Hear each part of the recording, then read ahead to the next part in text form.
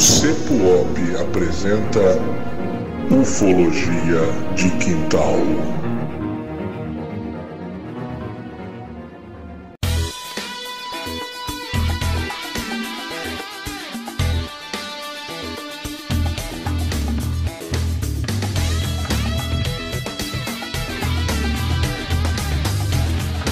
Olá, terráqueos! Bem-vindo ao seu podcast preferido, o podcast do Ufologia de Quintal, que chega até você através do CEPOP. Hoje nós temos um episódio porreta, se podemos assim dizer. O nosso episódio hoje vai tratar de mais um caso de estagiário. É isso aí que você está ouvindo. Você que gosta de ouvir sobre os estagiários, hoje falaremos de um.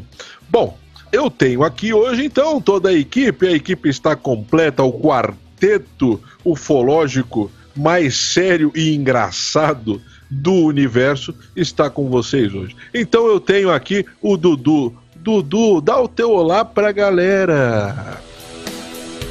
Bom dia, boa tarde e boa noite e talvez boa madrugada para você que esteja nos escutando. Eu adoro dar essa introdução porque o Evandro, dá pra ver daqui o Evandro, ele fica com a cara brava pra caramba, porque essa introdução é minha, foi eu quem ensaiei na frente do espelho. Um forte abraço para os nossos amigos da ufologia, para a galera que tá lá com a gente no Telegram, conversando todo dia sobre ufologia, e a galerinha também que tá com a gente lá no nosso Instagram. Bom, é isso aí então, gente. Ó, o Dudu falou sobre Telegram. Pensa num grupo legal, cara. Pensa num grupo legal. Olha, a galera ali respeitosa, todo mundo respeita todo mundo. Não tem aquele negócio, né? Tem muito grupo aí que você entra aí que o cara posta alguma coisa ali, o outro já vai tirar um sarro. O nosso grupo é respeitoso, unido. É uma maravilha. Vou dizer pra vocês, muito bom. Vamos lá então, Evandrão. Dá o teu alô pra galera. Já que o Dudu copiou na cara de pau a tua saudação, eu acho que você tem que inventar outra. Você tem extrema capacidade, afinal, gente, eu vou contar uma coisa pra vocês. O Evandro aqui entre nós é conhecido como Google. Você não sabe da capacidade cerebral desse cidadão. Vai lá então, Evandrão. Valeu, obrigado, Cleito, pelo elogio aí, mas vou falar o que eu sempre digo: bom dia, boa tarde, boa noite e boa madrugada, com certeza. Galera, então assim, ó, hoje nós vamos ter um caso aí, não sei se dá pra dizer que é legal, eu gosto, mas são os tipos de casos que me fazem ter um pouquinho de receio do tema da ufologia, mas faz parte, é interessante estudar, eu pelo menos gosto muito, tá? E só vou dizer pro Dudu que o meu carro é vermelho e eu não uso espelho pra me pentear. Correção. O teu carro é rosa. É batom, vermelho. É cor batom, não é nenhum desses. Vamos lá, então. Agora nós temos aqui conosco quem? Ele, o Ozzy. Ozzy, dá o teu alô pra galera aí, Ozzy. Ozzy sempre empolgadíssimo, chegando aqui com a gente. Vamos lá. E aí, galera, beleza, pessoal? Tranquilo? Vamos lá, vamos para mais um podcast aí. Super interessante hoje também, muito legal. E mandar um abraço também pro pessoal do Instagram lá também e o pessoal do Telegram, né? Estão curtindo bastante aí o nosso trabalho aí. Beleza? Vamos lá. Bom, gente, é o seguinte, nós temos hoje o famoso caso Araçariguama, ou caso João Prestes Filho. Este é um caso muito interessante que aconteceu lá na década de 40, tá bom? Então é um caso bem antigo na casuística brasileira, né, na casuística ufológica brasileira. Então é um caso bem importante. Fala, Dudu. Cleitão, queria aproveitar, antes da gente começar a falar aí da nossa casuística, a tratar hoje sobre a notícia de hoje. Tá? É lógico que quem estava escutando a gente é um pouquinho mais pra frente, mas queria falar da Perseverance. Posso mandar aqui, Cleitão? Manda bala, Dudu, manda bala, é tudo teu. Bom, hoje a NASA mandou um rover que vai para Marte. Simplesmente vai para Marte. Tá certo que não é a primeira expedição que tá indo para Marte. Já foi a Opportunity Spirit em 2004. E em 2012 já foi a Curiosity. Inclusive vemos vimos várias imagens de Marte através da Curiosity.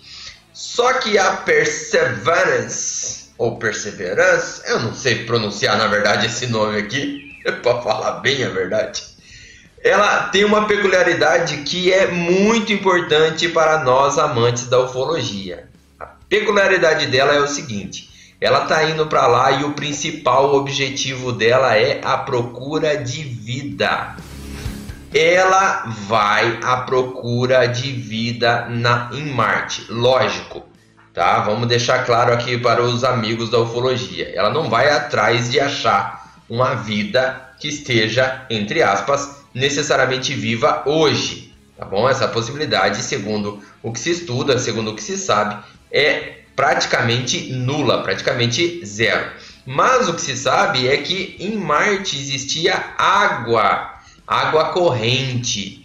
Então, esse rover, ele vai pousar na cratera Jezero, que, segundo estudos, tinha água corrente entre 3 a 4 bilhões de anos atrás. O que é legal? Essa missão vai para Marte, ela vai tentar descobrir se tem vestígios de vida ancestral em Marte, e aí ela vai buscar e vai pegar amostras de Marte. Só que aí o que acontece, Cleiton? Não é ela que vai trazer de volta essas amostras para poder analisar se terá vida ou não. Na verdade, ainda vai ser lançado em 2026 um outro rover que será lançado pela Agência Espacial Europeia, tá? Que vai, cara, é um rolê do caramba. Esse novo rover vai junto com um satélite que vai chegar em Marte, vai descer, vamos dizer assim, um satélitezinho lá, um rover vai descer em Marte, vai colher essas amostras que esse rover que está indo hoje para lá vai recolher, tá? Então esse rover que está indo lá vai deixar essas amostras no chão. O outro em 2026 vai buscar, vai para um satélite que vai estar orbitando Marte e depois vai voltar para a Terra.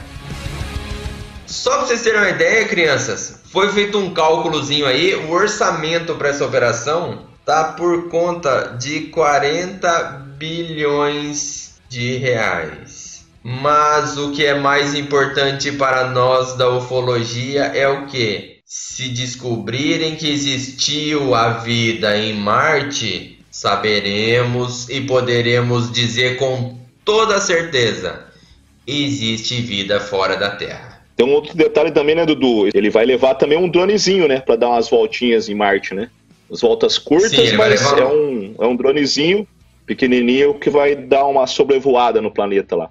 Esse dronezinho, ele vai ter que... a hélice dele, as hélices deles vão girar em torno de 8 vezes mais rápido do que seria aqui na Terra. Porque como o ar lá é muito rarefeito, ela vai precisar muita velocidade para conseguir fazer voos curtos, né? E ela, inclusive, tem que ser muito leve. Ela vai pesar no máximo 2 quilos.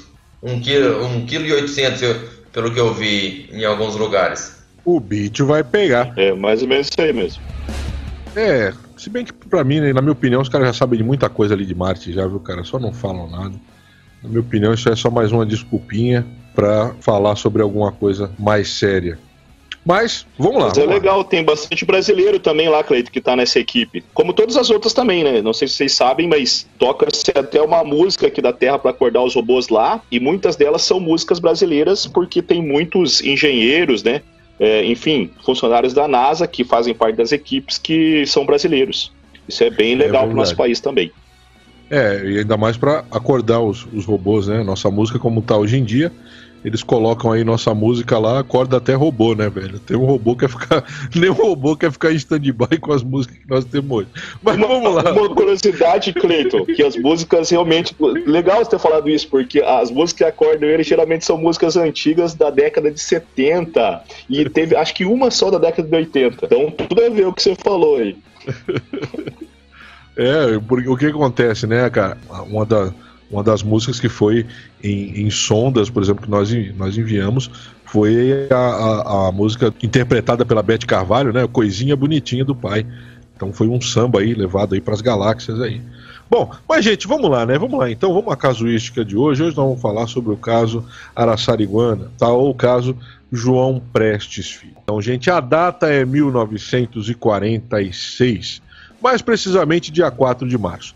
Essa é uma data, ela é bem interessante porque ela é mais ou menos não, ela é quase um ano antes ao caso, ao acontecimento que marca, né, a era moderna dos discos voadores, que é justamente o caso Kenneth Arnold, que você que segue a gente lá no Instagram, nesse ano até, em junho, lá nós colocamos lá, né, no dia 24 de junho, lá no dia do disco voador, aquele negócio todo, né, dia da ufologia, ficou como uma data meio, né, uma data meio comemorativa, né, então é um ano antes desse acontecimento que o piloto Kenneth Arnold acabou avistando aí alguns objetos, né, cara, então isso vai marcar, né, por quê? Porque ele estava sobrevoando ali perto de Washington não, era no estado de Washington, né, o Monte Rainier, e aí ele acabou observando ali cerca de 9 objetos aí voando pela região, então ali também é que se dá o nome dos chamados discos voadores. Então uma data bem interessante, né, que acontece aqui no Brasil, 1946, em 47 nós temos aí o acontecimento que marca a era moderna dos OVNIs, dos discos voadores, tá bom? Então, ó, a data então é 4 de março de 1946, carnaval, então é um período de carnaval.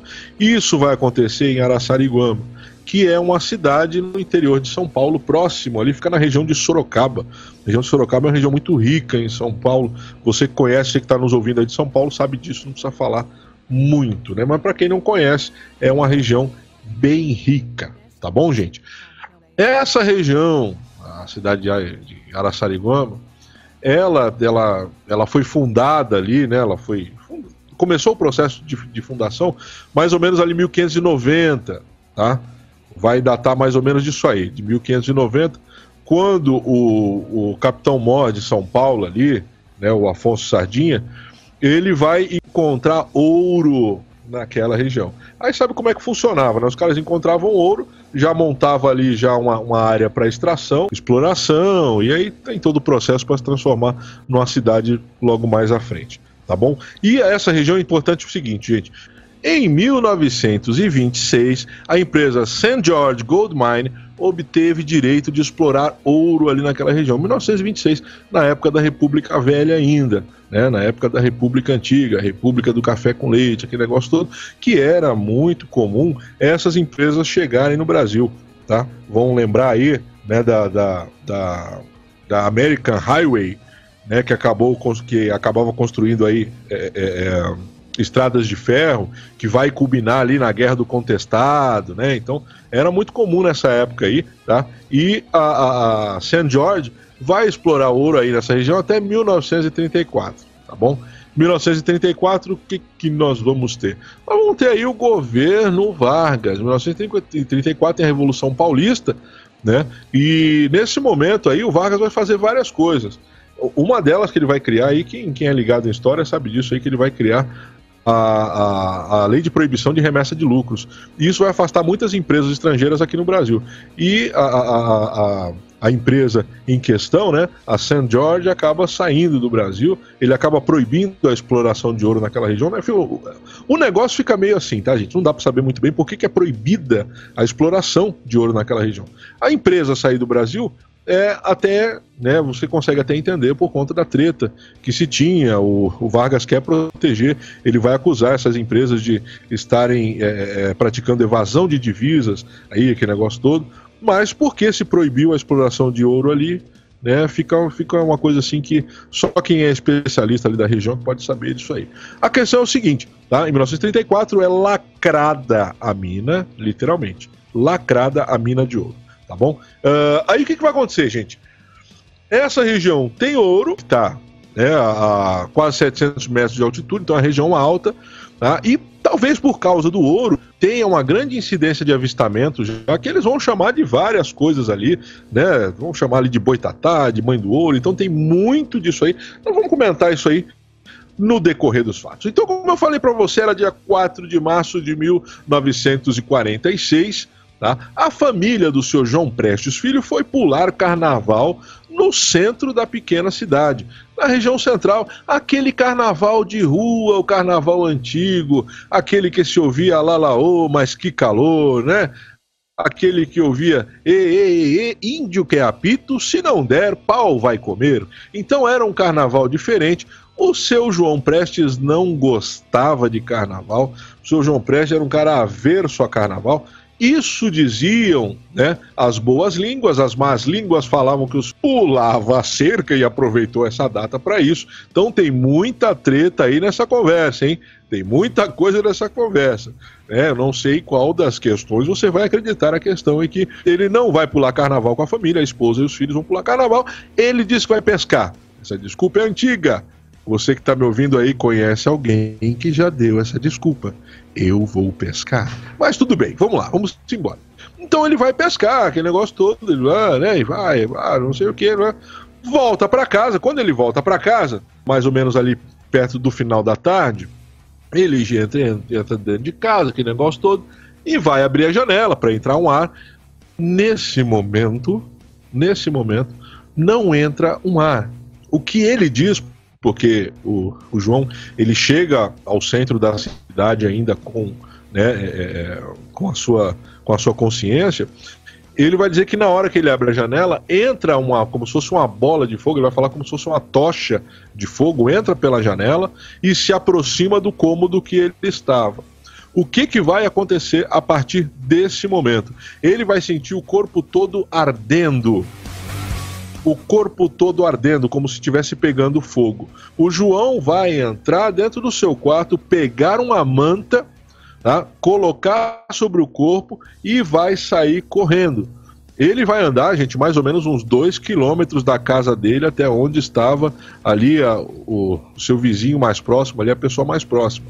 Ele vai andar, vai chegar até ali ele vai ser socorrido, vai ter os primeiros socorros.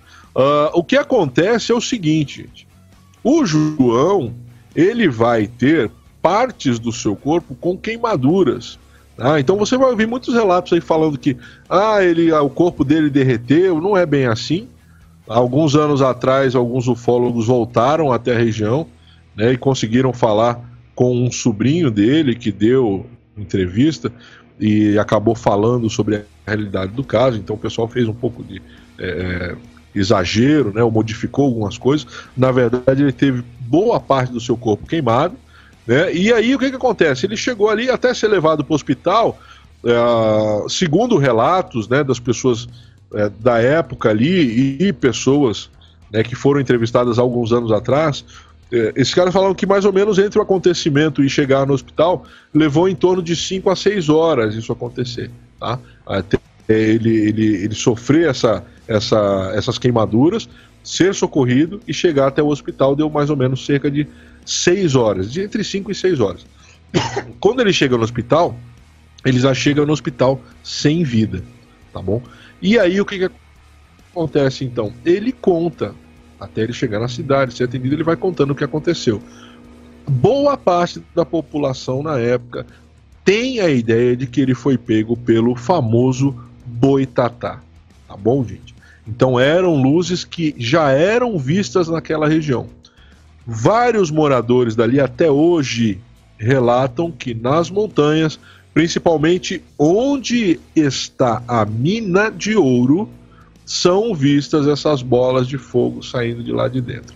E os antigos diziam, você já deve ter ouvido isso, o que os antigos falavam? Que era o ouro trocando de lugar. Tá? O ouro estava mudando de lugar, saindo de um lugar para o outro. Então muitas pessoas antigas falavam sobre isso. Não, isso é normal, é o ouro que está mudando de lugar. Então a questão é, esse cara foi incinerado, ele foi queimado e, pasmem, a casa dele estava intacta. Então não foi um incêndio. Tá? O lance desse acontecimento é que não é um incêndio. A casa dele não pegou fogo. Onde ele estava, não tem nenhum resquício de material inflamável, né? Nada que pudesse pegar fogo, nada que pudesse iniciar um incêndio. A própria roupa dele, tá, estava, bem dizer, intacta. O que aconteceu? O cabelo dele intacto, qual que é o lance, cara? Esse cara vai sofrer essas queimaduras com uma coisa muito parecida com o efeito micro-ondas.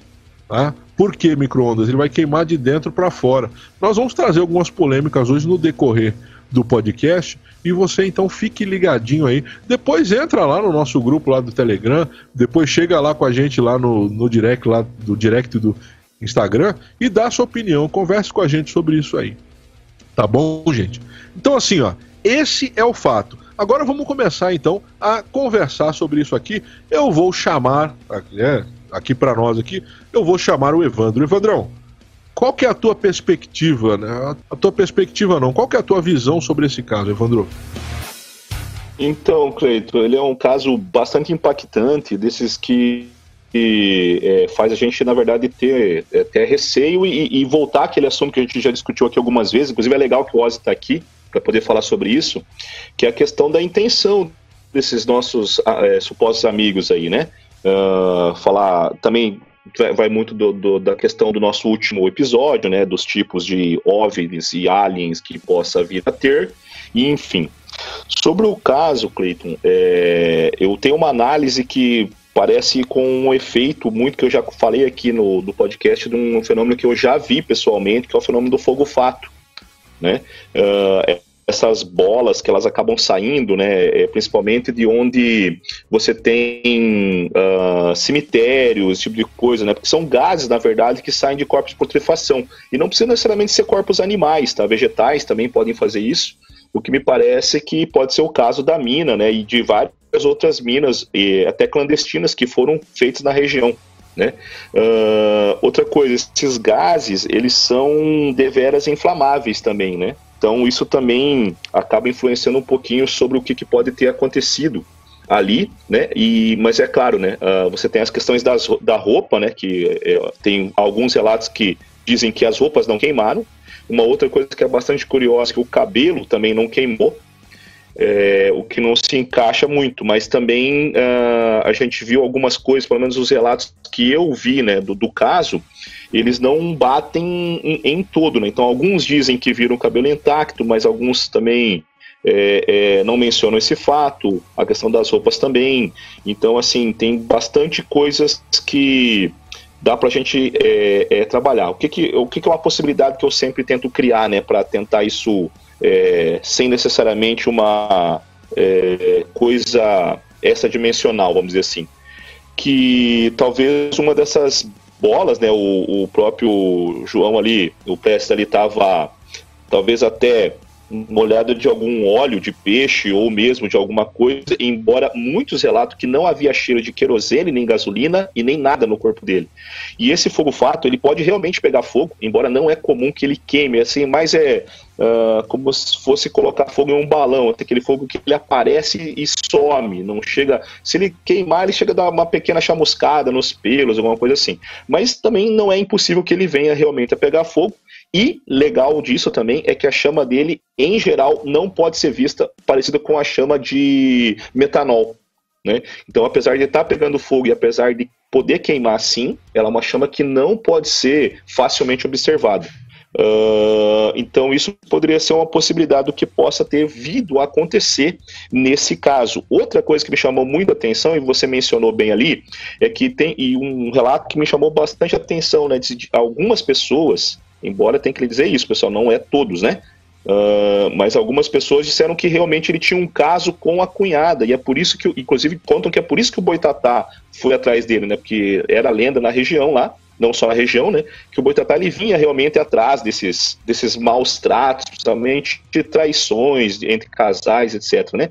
E que talvez ele tenha vindo. O que eu posso pensar também é que, apesar de tem relatos que não havia ninguém ali que pudesse ter alguma coisa contra o João, talvez o marido traído. E isso explicaria também para mim, pelo menos um pouco, né? Embora não encaixe totalmente, mas explicaria um pouquinho porque que ele também, quando a polícia chegou, porque assim quando ele estava morrendo, o delegado foi lá, né? Eu esqueci o nome do delegado aqui, mas o delegado foi interrogar ele.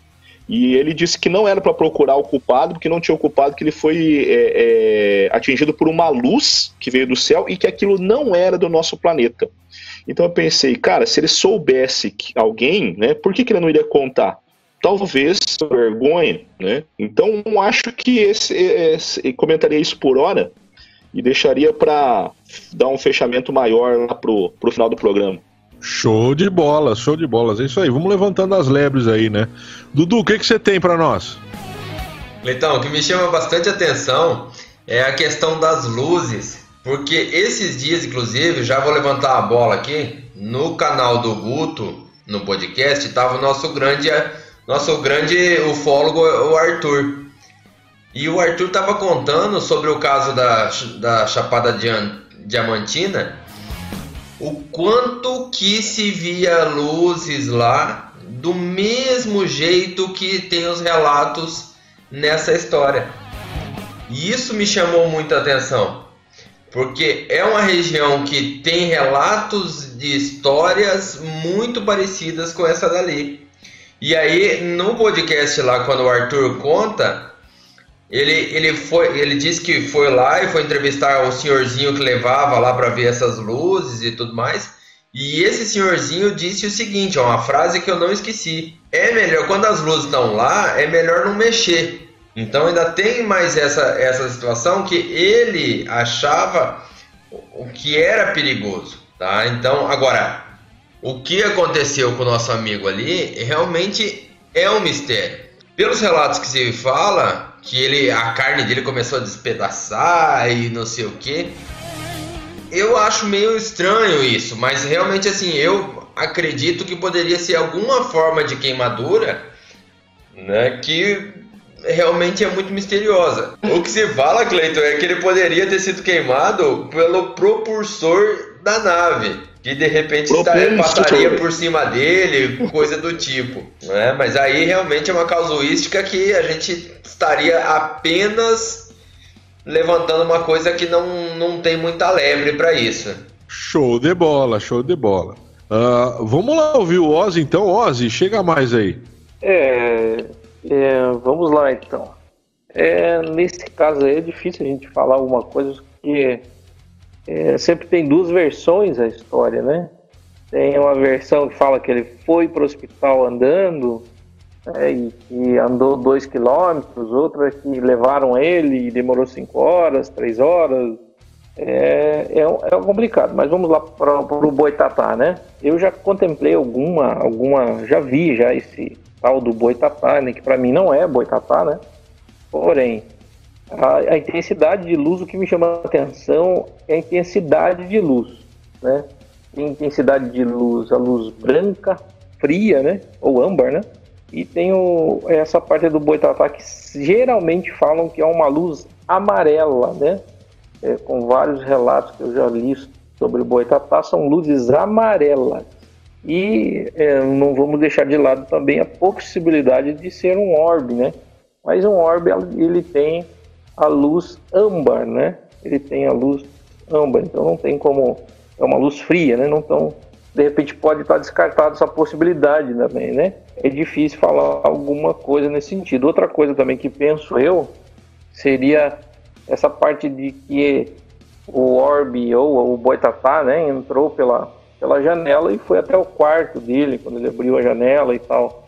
É complicado de falar nessa parte de o que seria, né? Mas penso eu que não tem muita relação isso com orbe ou com... Apesar que orbe ele não emite muita energia, né?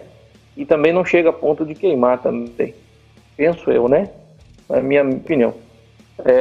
Agora, o Boitatá, essa parte de Boitatá, eu já andei muito no mato, já fiz muito acampamento. A gente, um pouco ali uns 10 anos, 15 anos atrás, a gente fazia muito acampamento, muita vigília ufológica. A gente via algumas coisas assim que...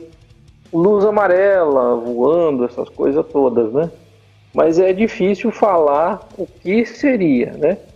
Eu tenho uma particularidade minha que eu acredito muito que possa ser um orbe, mas não um orbe de luz âmbar, né? ou a luz fria, né? Que tem um relato que eu estava lendo esses dias atrás sobre alguns orbes que tem aqui perto da nossa região também, e também é amarela, mas não chega a ponto de causar perigo e nada, né? Outro relato também que eu vi, onde tinha ouro, onde tinha um ouro, né?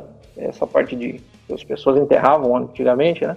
Também acontecia esse fato de verem luzes ali, e as luzes até uma saía de dentro da outra. Isso é relato da minha família, né? Alguns parentes meus contando também. Mas é difícil falar o que de repente possa ter acontecido. Eu falei para você, eu acredito muito em um orbe. Pode ser um orbe que de repente ele não soube identificar o que seria. Penso eu, né? Na minha humilde análise. Opa, então é isso aí. Olha só, nós temos aqui então algumas, né, opiniões aí, algumas ideias. É óbvio, gente, esse caso ele nos faz, né, tentar imaginar o que seria, porque nós não temos tanta riqueza de detalhes. Vamos lembrar, o negócio acontece lá em 1940 e pouco, né, cara? Então assim, é muito complicado. Mas o que nós podemos levantar? Levantar algumas lebres. Eu vou levantar algumas aqui então. A primeira que eu vou levantar é essa questão do boitatá mesmo, tá? Não que seja essa criatura mítica. Vamos lá ao boitatá. O boitatá ele é relatado pela primeira vez, documentado, vamos dizer assim, pela primeira vez, em torno de 1560. Quem vai fazer esse relato é o padre José de Anchieta. O que vai acontecer, cara? O José de Anchieta ele vai chegar no Brasil com a Companhia de Jesus, criada por Inácio de Loyola, lá atrás, aquele negócio todo. Qual que era o papel dos jesuítas? Era acompanhar aí os portugueses e espanhóis para catequizar, evangelizar aí o Novo Mundo. Então era um acordo que se tinha para que a igreja crescesse, né? A igreja que estava perdendo muitos membros depois da Reforma Protestante, então acaba achando aí, né, uma contra-reforma, uma ideia de contra-reforma aí de fazer alguma coisa para não perder tantos membros. Então vai ter essa questão, né, vai ter a Companhia de Jesus, que vai ser muito presente. Inclusive no Brasil, a Companhia de Jesus ela é responsável diretamente pela educação. O início da educação no Brasil é de total responsabilidade da Companhia de Jesus. Os colégios jesuítas eram muito importantes. Inclusive, um dos meus trabalhos, né, na época chamava monografia, de uma das minhas graduações foi em cima da educação no Brasil e a importância dos jesuítas, né? Então, assim, esses caras foram muito importantes. E aí, o José de Anchieta, ele vai documentar sobre isso, sobre o boitatá. O boitatá, literalmente falando, né, é um termo aí que vem da linguagem tupi-guarani e significa ou cobra de fogo ou coisa de fogo. Uma das duas, né, são a forma como era lidado na época. Então ele vai falar sobre isso aí, ele tem a carta dele, tudo, né, onde ele vai registrar isso aí. E é muito interessante, por quê, gente? Porque vai ser um relato ali de algo que foi visto, né? Então, assim, não é uma coisa assim boba, né? Não, é algo que foi visto por ele e ele vai acabar, como é que eu vou dizer assim? Ele vai acabar trazendo esse relato, né, à tona, vai acabar falando sobre isso e por isso nós temos isso aí hoje, né? Por isso nós temos essa documentação. Eu vou ler só um trechinho aqui só para vocês do relato dele. Há também outros fantasmas, máxime nas praias, que vivem a maior parte do tempo junto ao mar e dos rios. Eles são chamados baitatá, quer dizer coisa de fogo, o que é o mesmo como se dissesse que é todo de fogo. Não se vê outra coisa senão um facho cintilante correndo para ali. Acomete rapidamente os índios e mata-os, como os curupiras. O que seja isto, ainda não se sabe com certeza. Bom, então essa é parte do relato de José de Anchieta. Essa questão do boitatá, nós não sabemos essa grande verdade, mas temos aí essa desconfiança que sejam, na verdade, aí alguns orbes, né, alguns objetos desses voadores não identificados, justamente para proteger alguma região em que haja, né, uma base ali ou que tenha alguns objetos não identificados ali, alguns objetos extraterrenos ali naquela região. Outro fato importante, né, que eu queria levantar aqui, aí junto com esse boitatá aí, nós vamos falar, por exemplo, do relato de Colombo. Tá bom, gente? Colombo, no seu diário de bordo, né, no dia 11 de outubro de 1942, ele vai relatar que por volta de 10 horas eles começaram, já estavam chegando próximos, né, ali a América Central, a área chamada área do descobrimento. Isso aí é, bem dizer, um dia antes, aí, pouco momentos antes. Ele vai dizer que vai ver, que vê estrelas se mexendo, né? Pô, ele sabe que estrela não se mexe. Na época não tinha ninguém para falar com ele. Ô, Colombo, é Starlink isso aí. Então a gente sabe que na época não tinha Starlink. Nós sabemos também que estrela não se mexe. Ele vai falar então que vai ver um brilho no fundo do oceano. Esse brilho sai do fundo do oceano, essa luz se mostra, né? Ela vai sair do oceano, ele vai ver, tá? Um orbe, né? Uma bola de luz ali. Ele vai falar que é algo maravilhoso, que eles não sabiam o que era aquilo ali, que vai se mostrar, vai ficar ali por um tempo fazendo, né, algumas alegorias ali. Então isso aí, só desses relatos desse tipo de avistamento, tá bom? Outra coisa que eu queria trazer aqui em discussão, aí vai entrar em discussão, né, toda a galera, é sobre a combustão espontânea. Algumas pessoas acabam falando, é tal de combustão espontânea, aquele negócio todo, que tem muita controvérsia também, né, cara, falando de combustão espontânea. E aí, eu vou jogar aí para vocês, né, vou jogar aí para discussão essa questão do boitatá, o que seria, mas a questão da combustão espontânea, que muita gente fala sobre isso. O lance da combustão espontânea. Depois eu vou falar 2 casos, né, rapidamente aqui sobre essa combustão, é só pra gente ter uma ideia da treta que é, tá bom? Cadê o Evandrão? Tá por aí, Evandrão? Então, começando pelo boitatá ali, gente, inclusive essa parte de Colombo que você vê da água, se você digitar fogo fato no Google, você vai ver, inclusive, alguns deles saindo justamente da água. Mas isso é mais comum em regiões pantanosas, tá? Devido à putrefação, etc. Em rios muito grandes, somente em rios correntes e mar, isso é mais raro, porém possível, né? O fenômeno é o mesmo, né? Gases que acabam soltando e conforme a iluminação, né, ganhando aparência mais comumente de esferas. As que eu vi estavam saindo ainda da Terra, então pareciam realmente, poderiam enganar um incauto como corpos humanos, inclusive, ou até fantasmagóricos.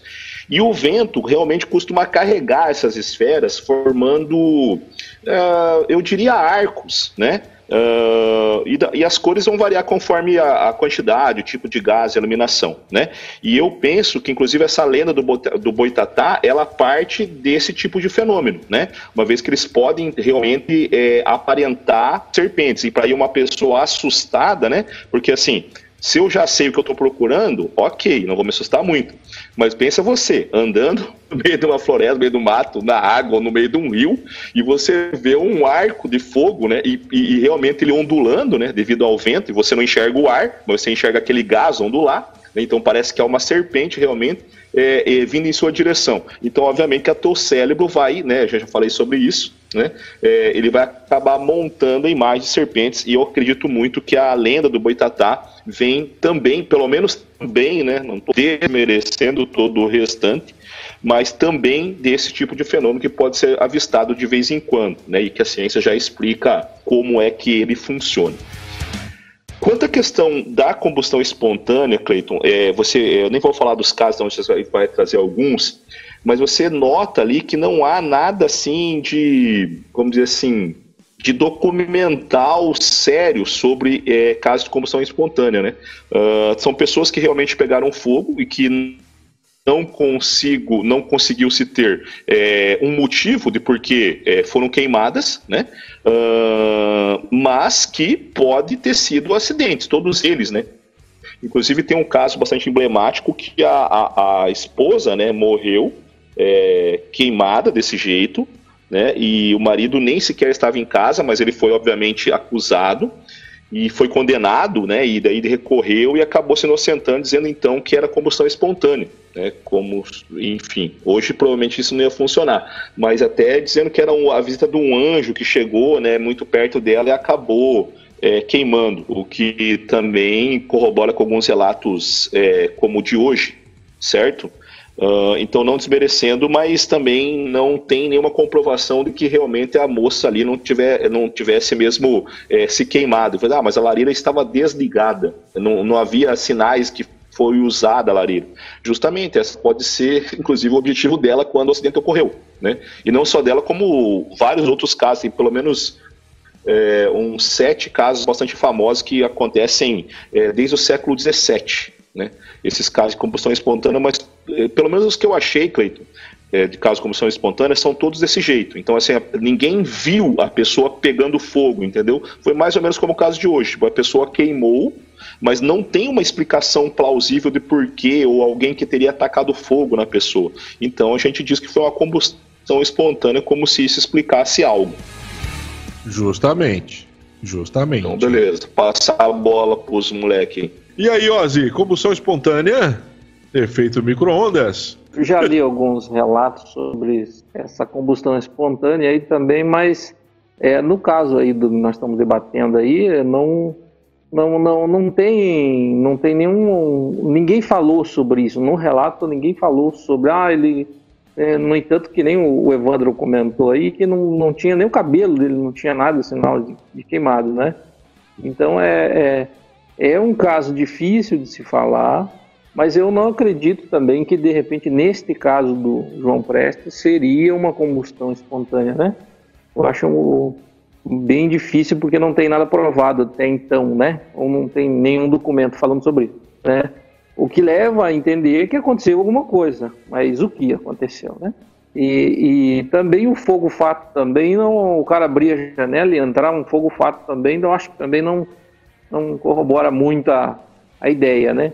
Para mim, eu acho que aconteceu alguma coisa que a gente não consegue explicar. Mas combustão espontânea, eu acho que não seria interessante aí nessa análise aí, né? Penso eu, né? Então, só que tem também, né, alguns relatos que dizem que não foi dentro da casa, né? Diz que ele estava para fora da casa dele quando realmente aconteceu. E aí, ele inclusive, tem um rapaz lá que conta que ele teve que se jogar para dentro da casa, e outros dizem que ele foi procurar ajuda na cunhada dele, se não me engano, e ele teve que abrir, inclusive, a tramela da porta. Para quem não sabe o que é tramela, o Cleiton vai explicar melhor o que é uma tramela, porque isso aí é um negócio muito antigo.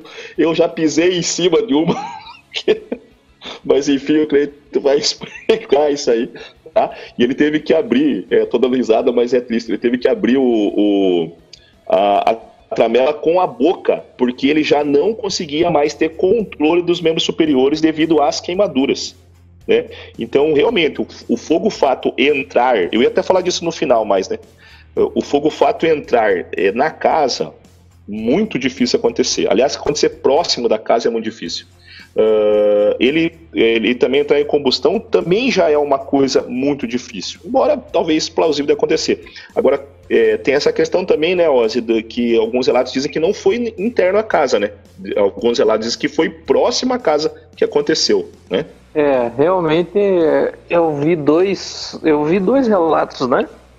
E esses dois relatos eles traziam essa versão que você falou e a outra versão que ele abriu a janela e acabou entrando, né? Bem interessante mesmo. A questão é que é um caso muito envolto de sombras. Esse lance de que ele foi pedir ajuda na casa da cunhada é relatado também, né? A gente encontra esse relato também em alguns momentos. Então, assim, acaba sendo um caso com muitos furos. Mas aí, dentro dessa análise, vamos explicar lá o lance lá da tramela, né? A tramela era uma forma como travar as portas antigamente. Então nós estamos falando na década de 40, 1946, em que você não precisava, você não tinha aquela chave tétrade, né, como nós temos agora, a chave tetra, como chama. Então, qual que era o lance? O cara fazia a porta dele, principalmente em cidades do interior, e aí, por dentro da porta, né, por dentro da casa, a casa abria para fora, então a porta você abria ela para fora, não para dentro como é hoje, né? Você abria a porta para fora, então o que o cara fazia? Na parte de dentro ele colocava ali uma madeirinha, essa madeirinha ali presa num prego, geralmente, né? Era assim que se fazia. Quando você colocava ela na horizontal, ela travava a abertura da porta. Então o nome disso era tramela. Então era uma coisa simples, né? Uma forma simples de se travar as portas antigamente. Aí, passando sobre isso... Hein, Cleiton? E quando caía no chão, porque às vezes esse prego único ele acabava arrancando da parede, né, no banheiro, às vezes algumas pessoas, não estou dizendo que é isso que vos fala, ele acabava pisando em cima. Exatamente, já aconteceu comigo. Já aconteceu comigo. E era um negócio assim, era bem rústico, bem simples mesmo. E isso acontecia também, essa tramela, pra vocês verem que não precisava de tanta coisa para guardar a casa antigamente. E aí, às vezes, soltava ali, ficava aquele prego para cima, né? E aí as crianças geralmente é que se davam mal nessa conversa toda aí. Voltando aí ao lance do assunto, eu falei sobre combustão espontânea porque é algo que pode ser falado, né? Na verdade ele pega fogo ali, uma forma diferente. O lance da combustão espontânea, muita gente vai falar do fogo interior, que é aquele fogo que começa no interior e tudo, né? De dentro para fora. Então eu trouxe essa polêmica aqui justamente por causa disso. O Evandro falou sobre casos, eu vou citar dois aqui, ó. Tá? Tem um caso em 1951, tá? Mary Hard Wizard, tá bom? Ficou conhecida como Mulher Carvão. Né, dela só sobrou um pé e alguns pedaços da vértebra, tá bom? Então essa mulher ela se incinerou totalmente. Outro caso é de Ellen Conway, 1964. Essa daqui, gente, esse lance dessa combustão espontânea foi muito interessante porque os bombeiros na época, a polícia da época conseguiu estimar o tempo que aconteceu isso. Então, a dona Ellen estava em casa com a sua neta saiu, né, para comprar algumas coisas no mercadinho, na padaria, nas mercearias que tinha, e ela demora cerca de 20 minutos entre sair e voltar. Quando ela chega em casa, a sua avó estava totalmente incinerada, a ponto de terem que retirar os seus vestígios com uma pá. Ela virou literalmente cinza. Aí só para você ter uma ideia, em 21 minutos é impossível incinerar um ser humano a ponto de ele chegar em cinza. Por que é impossível, cara? Quando nós falamos, né, de incinerar ou cremar, tá, as máquinas de cremação geralmente levam de 2 a 2 horas e meia para cremar um corpo a ponto de chegar em cinza. Isso com a temperatura cerca de 980 graus. Tá bom? Então, assim, é um fenômeno também inexplicável. O ser humano gerar todo esse calor, também é muito complicado. Então, alguma coisa também aconteceu. Então, são casos, assim, não vou dizer que são casos semelhantes, mas são casos que trazem, assim, alguns questionamentos que são muito difíceis. Aí, sobre o caso, né, sobre essa questão, nunca ninguém viu, já viram sim, eu me esqueci agora aqui, gente, eu não me lembro a data, mas eu vou pesquisar depois e eu jogo para vocês lá no Instagram, tá? Foi visto na Inglaterra, né, um jovem passou de trem, estava indo trabalhar e ele passou de trem e ele viu um prédio, né, de onde estava saindo um fogo azul, uma luz azul, e ele chamou os bombeiros chegaram. Quando chegaram lá, viram um morador de rua deitado no pé da escadaria desse prédio aí, que era um prédio meio que abandonado, e viram que saía esse fogo de dentro do abdômen dele. Então é um relato também bem interessante, eu vou procurar depois direitinho e jogo pra galera lá no Instagram, tá bom? Então, assim, esse caso do João é um caso que ele vem envolto de toda essa, como é que eu vou dizer assim, toda esse inexplicável, né, cara, dessas coisas que acabam acontecendo. Pode ter acontecido com ele uma vingança? Pode. Ele pode ter sido vítima de uma vingança. Agora, qual que é o problema disso? Cara, que nem ele falou, não procurem culpado que não tem culpado. Foi uma luz que veio, aquele negócio todo. Qual que são as grandes problemáticas? A questão da roupa. Pô, o cara tirou a camisa dele, colocou fogo nele, depois fez ele colocar a camisa de novo, né, sem salpicar a camisa. Então, assim, é bem complicado isso, né, cara? Ficam algumas coisas sem resposta. E essa questão desse efeito, ele é muitíssimo complicado. Nos leva a crer, que nem o Ozzy disse ainda agora, aconteceu alguma coisa? Sim. Agora, o que provavelmente aconteceu? Vamos especular e é isso que nós estamos fazendo aqui, tá? Vamos lá, Evandrão.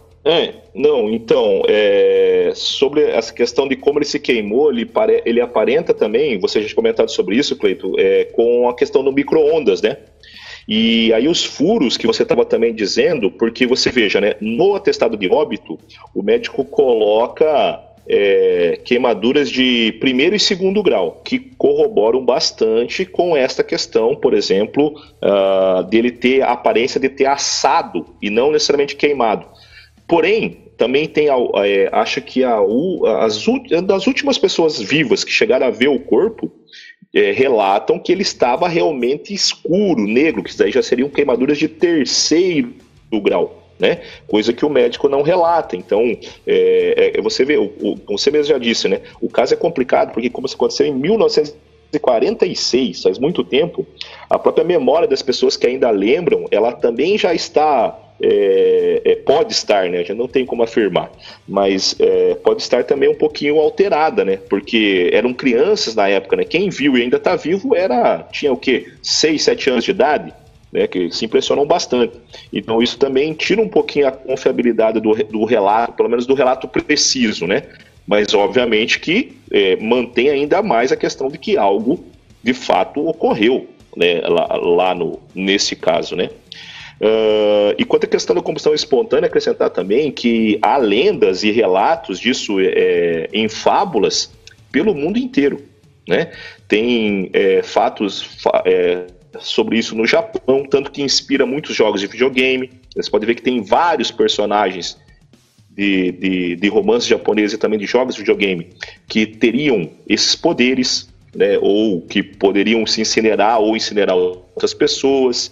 Então não é uma coisa nova. Então, assim, alguma coisa tem, mas eu ainda mantenho que todos os casos que eu dei uma olhada, né, que eu tentei entrar, nenhum deles, assim, eu tenho, a não ser esse último que você citou aí, que é mais contundente, só que esse aí também tem pouca documentação, né, sobre esse último caso, que seria o único que realmente as pessoas viram o cara pegando fogo do nada, né? Mas fora esse aí, não tem nada que, assim, que proíba que a pessoa não tenha se acidentado, né? Mesmo esse da senhora, né, segundo o relato da sobrinha dela, realmente durou 20 minutos. Mas eu também vi que talvez não tenha sido bem assim. Talvez tenha demorado um pouquinho mais de tempo. Então deixa eu finalizar. Gente, então eu já meio que dei uma versão aí que para você escapar de acreditar em aliens, né, se você quiser. Mas aí, lembrando, cara, se você acredita em tudo isso que eu falei, veja que a tua conta, ela tá tão bem montada quanto aceitar que foi um orbe ou qualquer outra coisa do gênero, mesmo combustão espontânea. Por quê? Porque primeiro o fogo fato dificilmente pega fogo, e se pega fogo, como é que não queimou as roupas do camarada? Ah, mas as roupas poderiam estar queimadas. A maioria das testemunhas dizem que não, né? O cabelo do cara, não tem nenhum relato que não diz que o cabelo dele não estava intacto. E outro, ele queimou apenas a parte da frente do corpo. Isso até o próprio médico relata. Ou seja, essas histórias, apesar de que tudo bem, é plausível, mas se você analisar a frio modo, elas também são extremamente difíceis, estatisticamente quase impossíveis de ter acontecido todas ao mesmo tempo, né? O fogo fato, apesar de estar falando tanto, é um fenômeno raro, ele não é um fenômeno fácil de você observar. Que eu disse no primeiro episódio, na verdade eu tive muita sorte de estar no lugar certo na hora certa, né? E em um local que isso era comum, o que não era o caso da casa do Prestes ali, certo? Então, apesar de, se você quiser, dá para você pensar dessa forma que eu comentei, mas se você for frio o suficiente, você vai ver que isso também não está te ajudando muita coisa, porque você está criando uma história talvez mais estranha e impossível do que o relato que você pode pegar lá no site do fenômeno, por exemplo. É isso aí, então, gente. Bom, ficamos assim, então, hoje. É um caso, olha só, eu acredito muito que algo aconteceu ali, e o que eu vou dizer, cara? Esses fenômenos, né? Aí o Ozzy comentou lá no começo lá sobre os orbes, o tipo de energia de um orbe. Até hoje, né, Ozzy, aí eu vou falar que nós demos sorte, talvez, de ter só encontrado orbes, né, bem dirigidos, né? Ou orbes ali, né, como é que eu vou dizer, bem pilotados, mesmo que remotamente, né? O que pode ter acontecido com o seu João Prestes ali? Ter, de repente, entrado em contato com o orbe dirigido remotamente por um estagiário. Você que está no grupo do Telegram lá, viu que eu coloquei um vídeo lá sobre o estagiário. Então, isso pode rolar? Pode rolar também. O que pode ter acontecido? João pode ter se aproximado desse orbe, ter feito um movimento brusco, ter jogado uma pedra, Cara, é muito comum. Bom, um vídeo aí que rodou aí, vários vídeos que rodam o mundo aí, o cara vê lá um orbe ali, uma luz ali, o que ele faz? Vai lá e joga a lanterna em cima, né? O outro desavisado vai lá e joga aquele laserzinho de você mostrar, né? Aquele laserzinho que era brincadeira aqui no Brasil, né? De colocar em quadro, o cara jogando lá. É muito perigoso, isso é muito complicado. Na verdade, nós não sabemos o que aconteceu. Eu acho que ele foi atingido sim por uma radiação. Como que foi isso? Aí é muito complicado para saber o que gerou isso, tá? Pode ser um experimento também. Os caras podem ter feito um experimento. Pô, um ser humano ali, vamos ver como é que ele resiste aqui à nossa radiação. Vamos dar uma queimadinha nele? Vamos lá. Pode ter sido, então, há várias possibilidades. É um caso que deixa muita coisa em aberto. Bom, vamos lá, Dudu. Ele é tipo o índio pataxó da ufologia aí, Cleiton. Cara, eu tô falando isso porque o pessoal que tacou fogo no índio lá falou também que ele não queria matar, ele só queria dar uma sapecadinha pra ver o que acontecia. Queria dar um susto na pessoa. Foi mais ou menos isso. Nós já comentamos. Cara, por que acontece? Nós já comentamos aqui, alguns podcasts atrás, que o quê? Que o cara que tá aqui no nosso planeta, ele pode estar por vários motivos, e um deles é fazer experiência, é ciência, entendeu?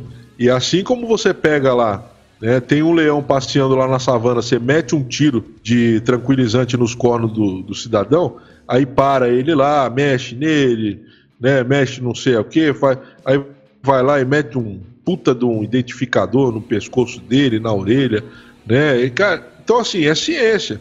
Pro leão, imagina você, o leão, vai, Evandrão, você é o leão. Acordou hoje, todo contente, todo alegre, né? Tem uma leoa aqui no meu bando que tá no cio, é só alegria. Não, tô aí, ó, a caça não tá faltando, a savana tá cheia de coisa. E o leão é 50 por dia, hein, Cleiton? Então, mas e quando não é 50, a leoa vai lá e dá uma mordida, né? Sabe disso aí. Mas vamos lá. Então, o que acontece? Se o cara tá lá todo contente, acorda contente, na alegria, de repente ele tá ali na savana, vou tomar um sol na savana, que tá quentinho aqui, tá da hora, eu vou ali tomar um sol. Para pra tomar um sol, né? Ele faz aquele movimento, e de repente, um tiro de tranquilizante. O cara acorda dali a 2, 3 horas com a dor do cacete, a dor de cabeça, já de ressaca, com a droga que jogaram no cara. E aí o cara ainda acorda ainda com um puta do identificador, com a antena de UHF, o cacete A4, no pescoço. Pô, imagina você, velho, né? Para nós é a ciência, mas e o leão? Ninguém pensa no leão. Então o mesmo caso pode ser que aconteça com esses experimentos. O cara vem aqui, eu vou fazer um experimento. Não, o ser humano, os caras não têm nem alma. Nós pensávamos isso dos índios. Os nossos antepassados pensavam, não, o índio não tem alma. Aí depois a igreja falou, não, o índio tem. Ah, não, então agora é o africano que não tem. Entendeu? Então, nós pensávamos isso da nossa própria espécie, né? Imagina aí chegar aqui seres de outros planetas, que eles não podem pensar de nós. Hein, Cleiton, a gente não falou aqui, porque muitos relatos não corroboram, né? Mas tem relatos, por exemplo, que dizia que a carne dele se soltava dos ossos, né, cara? Imagina o cara ficar 9 horas agonizando em dor, né? Porque realmente isso assemelha mais ainda a queimadura de radiação. Então, assim, é muito complicado isso, né, cara? Então, assim, pode ser um experimento que os caras fizeram, entendeu? Então tem muita... E aí, isso vai também para aquela galera que acha que se tem extraterrestres são tudo bonzinho, é tudo legal. Pô, os caras querem a nossa evolução e vamos lá, não é bem assim, não. As coisas não são bem assim, não. Mas vamos lá, Dudu, chega mais aí, Dudu, das tuas considerações finais. Vamos lá, Cleiton, eu só queria aproveitar e contar para vocês uma história aqui, porque, assim, esses relatos que são muito antigos, a gente até tenta buscar, hoje mesmo você é testemunha que eu fui atrás de tentar pegar recortes do jornal, a Folha de São Paulo, inclusive, ela deixa ali todo um acervo dela, você pode pesquisar e tal, então eu fui tentar ver se eu achava alguma coisa nesse sentido para agregar aqui com a gente, né, sobre esse relato e tal. Acabei não encontrando nada especificamente, mas encontrei algumas outras matérias antigas ali, algumas muito legais. Tá salvo aqui no meu computador aqui, e eu vou puxar essas memórias aí pra gente conversar sobre elas. Mas eu queria aproveitar aqui e puxar um negócio que é o seguinte: esses casos que são mais antigos, assim, eu não conheço a população de lá, então assim, eu quero que quem está me escutando não entenda mal e saiba que eu estou apenas brincando com uma coisa que foi me passado. O meu falecido vô, ele me contava que lá no sítio, aqui no Paraná, quando eles moravam lá em Campo Mourão, né, na verdade um pouquinho para o norte ali de Campo Mourão, no Paraná, e eles nunca tinham ouvido falar de avião. E isso já era década de 60, né? Na verdade década de 50, quase década de 60 e tal. Então eles assim, nunca ouviram falar de um avião, não sabia o que era um avião, nunca tinha visto um avião e assim... E se alguém já tivesse escutado, não sabia como é que era o formato de um avião. E aí diz que um avião passou por cima da cidade deles, passou por cima de um sítio, e aí as senhoras, que eram as religiosas da cidade, viram aquilo e interpretaram como sendo uns sinais dos céus. E falaram, não, olha lá, a cruz está passando em cima aqui, é o fim dos tempos, e diz que pegou e puxou toda a familiagem lá para escutar, e para rezar, e vamos rezar, porque é agora. O mundo vai acabar e vai acabar para ontem. Então, assim, eu só estou trazendo essa história aqui para ilustrar que quando a história é muito antiga, como é o caso desse relato aqui, a gente não tem opção, vai acabar ficando só no talvez sim, talvez não. Por quê? Porque essas histórias são sempre muito desencontradas. Mesmo que tenha sido uma queimadura diferente e tal, não sei o quê, provavelmente quem foi lá e foi averiguar não estava com aquela vontade toda de tipo, nossa, vamos fazer uma questão científica e vamos tentar descobrir o que aconteceu. Porque até não tinha recurso na época, é uma coisa completamente diferente do que é hoje. Eu, para mim, acho que de repente esse senhor deve ter, sei lá, tomado um raio na cabeça e alguém acabou confundindo tudo, porque uma queimadura por um raio também ela é bem profunda, né? Dependendo aí, o cara pode até morrer na hora ou pode ficar agonizando e morrer depois e tal. Teve até esses dias aí um caso de um jogador de futebol na Rússia, tomou um raio, tem um vídeo dele na internet, cara, é bizonho, assim, e é uma luz muito forte que vem. Então, assim, uma hipótese, uma coisa que poderia ser e que não, ou que não, mas lógico, a gente vai ficar sempre nessa dúvida ali e tudo mais. Mas que fica aí pro nosso ouvinte, manda lá no nosso Instagram lá e me diz, o que vocês acham? Tá certo ou tá errado? É uma grande treta isso aí, né, cara? Esse caso ele é bem polêmico porque não dá muita ferramenta, é um caso difícil. Ozzy, chega junto aí, vamos lá. Realmente algo aconteceu, né? Mas vamos deixar aí para os nossos ouvintes aí do podcast, pessoal do Telegram aí, deixa aí a sua opinião aí, o que vocês acham que pode ter acontecido, né? Mas eu também acho que realmente alguma coisa aconteceu. Agora, vamos deixar o povo aí decidir aí o que eles acham que pode ter acontecido. Beleza? Então é isso aí, gente. Nós ficamos hoje, então, fomos elevados hoje à condição onde você decide, tá? Linha direta. Então, para quem é mais antigo aí vai lembrar desse programa, né, que fez medo para muita gente. Linha direta fazia muito medo. Então, eu lembro do caso Joelma que passou lá, né? Eu lembro dos casos do Pedrinho Matador. E teve muito caso que passou ali que fazia medo, fazia a galera pegar medo. Então, é o Linha Direta Ufológica hoje. Você vai, então, entrar lá em contato com a gente lá e vamos discutir o que você acha desse caso aí, tá bom? Nós fechamos assim, então, hoje o podcast. Gente, é um caso muito interessante, é um caso que, dentro da sua casuística, né, quem foi lá, quem esteve investigando, acabou não encontrando, assim,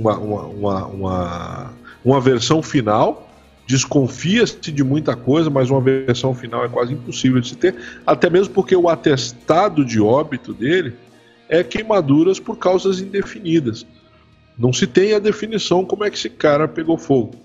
Então, assim, é bem complicado isso aí. Nós paramos por aqui, então.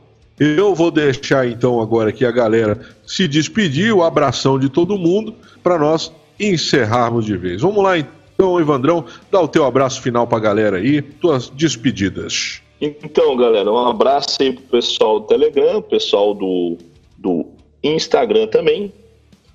Pessoal que tá ouvindo a gente aí, nossa, cara, cada semana é uma surpresa quando o Cleiton passa ali os dados da audiência. Tá aumentando muito. Quero agradecer a todos. E se dá para falar também, né, do nosso próximo aí, Botecão, Cleiton, ou não? Então, não percam, né, pessoal? A semana que vem a gente vai ter o nosso terceiro Botecão lá com o Thiago Tiquete e o pessoal lá do Vamos Falar de Ufologia. Ah, pessoal, então vai ser outro legal que a gente tá achando bastante. A gente tá começando a acertar o formato agora, né? E o último ficou muito divertido, espero que o próximo fique no mesmo nível ou melhor. Então, um abraço a todos aí, muito obrigado. Mantenha a mente aberta. Bom, galera, mandar aquele abraço apertado aí para todo mundo que tá escutando a gente, pra galera que tá com essa paciência, de todo mundo aí escutando os trapalhões aqui da ufologia. Mandar um abraço especial aí pro Guto, né?